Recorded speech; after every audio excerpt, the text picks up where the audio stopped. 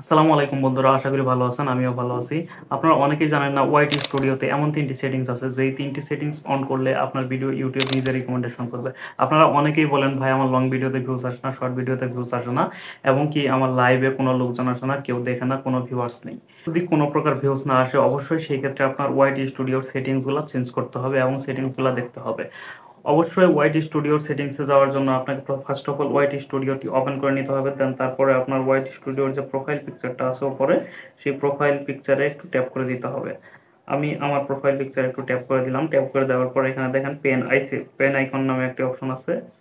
এই পেন আইকনে একটি ট্যাপ করে দিলাম। পেন আইকনে ট্যাপ করে দেওয়ার পর এখানে দেখতে পারবেন হোম ট্যাব। তো হোম ট্যাবের অপশনটা যদি আপনার অন না থাকে, সেক্ষেত্রে আপনাকে এটা অন করতে হবে। আপনি যখন এটা অন করবেন, নিচে দেখতে পারবেন যে ফর ইউ লেখা, সেই সেটিংসটি অটোমেটিক্যালি অন হয়ে যাবে কিছুক্ষণ পর।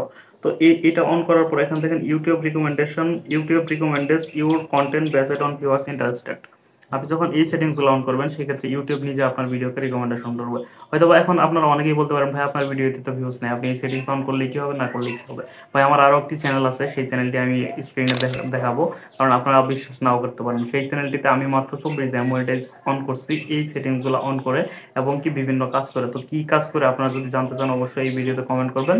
আমি অবশ্যই নেক্সটে এরকম একটা ভিডিও নিয়ে আসবো।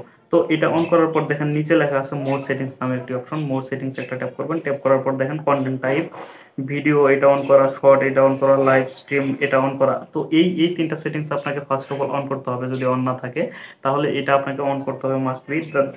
তারপর দেখেন নিচে আছে অল কন্টেন্ট রিকমেন্ডেড, আর তার নিচে আছে রিসেন্ট কন্টেন্ট অনলি।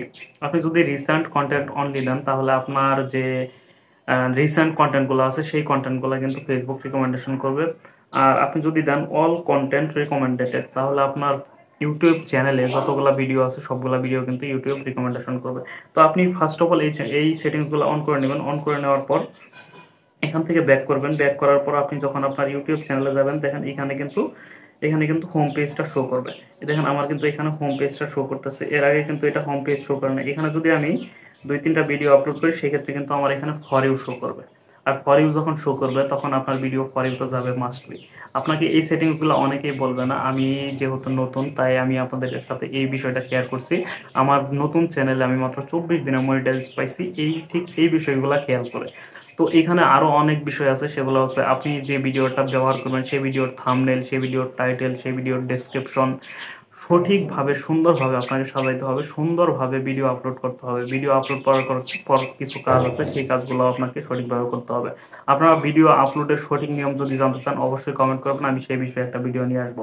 এই ভিডিওটি আপনাদের কেমন লেগেছে অবশ্যই কমেন্টে জানাবেন, এবং ভিডিওটি যদি আপনাদের ভালো লেগে থাকে, ভিডিওতে একটি লাইক দিয়ে চ্যানেলটিকে সাবস্ক্রাইব করে পাশে আসা বেল আইকনটি বাজিয়ে দিবেন আমাদের পরবর্তী ভিডিও পাওয়ার জন্য। সবাই ভালো থাকবেন, সুস্থ থাকবেন। আল্লাহ হাফেজ।